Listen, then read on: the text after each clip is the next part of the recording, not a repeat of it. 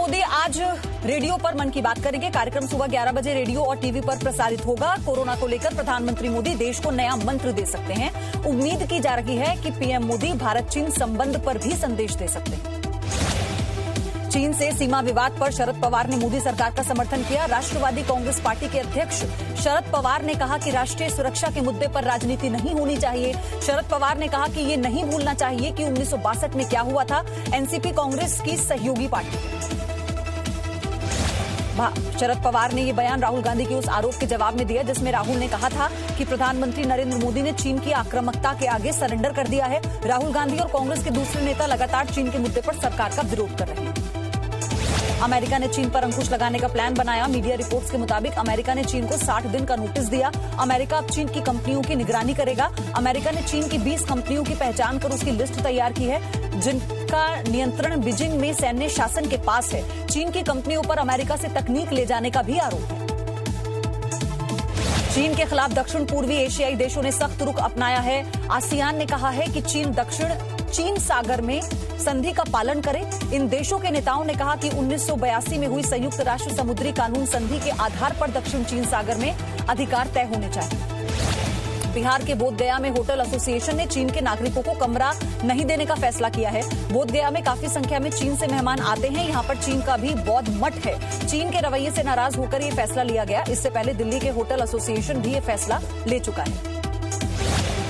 BJP अध्यक्ष JP Nadda ने Rajiv Gandhi foundation पर कांग्रेस अध्यक्ष सोनिया गांधी और कांग्रेस से 10 सवाल पूछे हैं। बीजेपी अध्यक्ष ने पूछा कि चीन ने राजीव गांधी फाउंडेशन को कब और कितना दान दिया। चीन से चंदे पर सोनिया गांधी चुप क्यों है। प्रवर्तन निदेशालय ने कांग्रेस के वरिष्ठ नेता अहमद पटेल से कल 8 घंटे से भी ज्यादा समय तक पूछताछ की। ये पूछताछ संदेसरा ग्रुप के 14,500 करोड़ से ज्यादा के बैंक घोटाले को लेकर हुई। ईडी के मुताबिक कंपनियों के नाम पर बैंक लोन लेकर मनी लॉन्ड्रिंग के जरिए ये पैसा विदेशों में भेजा गया। मंगलवार को भी हो सकती है पूछताछ। उत्तर प्रदेश के मुख्यमंत्री योगी आदित्यनाथ आज अयोध्या के दौरे पर रहेंगे। इस दौरान सीएम योगी रामलला और हनुमानगढ़ी में दर्शन करेंगे। साथ ही अयोध्या के विकास कार्यों को भी देखेंगे। सीएम योगी अयोध्या में अस्पतालों का दौरा और अफसरों के साथ बैठक करेंगे।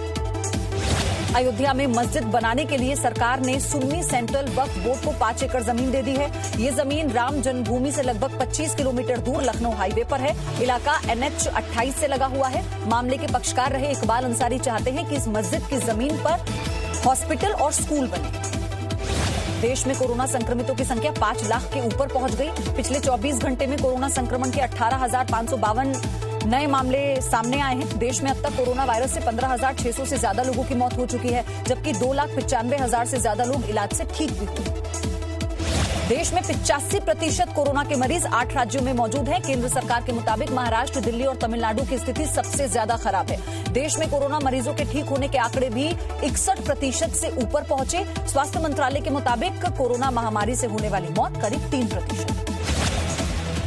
गृह मंत्री अमित शाह ने दिल्ली के स्वामी सत्संग व्यास परिसर में बने 10,000 के कोविड केयर सेंटर का दौरा किया। दिल्ली के मुख्यमंत्री अरविंद केजरीवाल भी उनके साथ थे।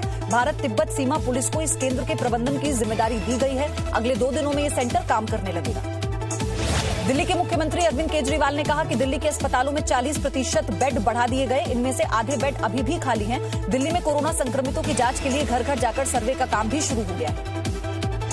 बीजेपी नेता अमित मालवीय ने अरविंद केजरीवाल के खिलाफ ट्वीट किया। मालवीय ने लिखा है कि मोदी सरकार और गृह मंत्री जी ने दिल्ली को बचा लिया, वरना दिल्ली की जो दुर्दशा हो जाती। दिल्ली की जनता केजरीवाल की असलियत जान चुकी है। टिड्डियों का झुंड दिल्ली होते हुए उत्तर प्रदेश पहुंच गया है। नोएडा के दनकौर में टिड्डियों का झुंड आसमान में मंडराता दिखा। दिल्ली के छतरपुर में टिड्डियों का दल देखा गया, जिसके बाद दिल्ली के पर्यावरण मंत्री गोपाल राय ने अधिकारियों के साथ आपात बैठक बुलाई है। वन विभाग को खास निर्देश दिए गए। बिहार के कई जिलों में टिड्डियों का दल दिखा। राज्य सरकार ने किसानों से कहा है कि वो रात में दवा का छिड़काव करें। अंधेरे में टिड्डियों को दिखाई नहीं देता। कृषि विभाग ने कहा है कि वो टिड्डियों को नष्ट करने के लिए पूरी कोशिश कर रहे हैं। जयपुर एयरपोर्ट पर टिड्डियों के पहुंचने से विमानों के संचालन में परेशानी हुई। कल शाम एयरपोर्ट पर इंडिगो की एक फ्लाइट लैंड होने वाली थी। ठीक उसी समय रनवे पर बड़ी संख्या में टिड्डी जमा हो गई। दमकल विभाग की गाड़ियों ने हॉर्न बजाकर टिड्डियों को रनवे से हटाया। दिल्ली पुलिस ने खालिस्तान लिबरेशन फ्रंट मॉड्यूल का भंडाफोड़ किया है। पुलिस ने 3 खालिस्तानी आतंकियों को गिरफ्तार किया। जानकारी के मुताबिक आतंकियों की साजिश दिल्ली को दहलाने की थी।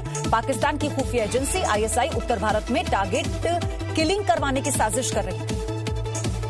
उत्तर बिहार के कई इलाकों में लगातार बारिश हो रही है। फारबिसगंज के आसपास नदियां उफान पर हैं, निचले इलाकों में बनी सड़कें टूट रही हैं और लोगों को आने जाने में मुश्किल हो रही है।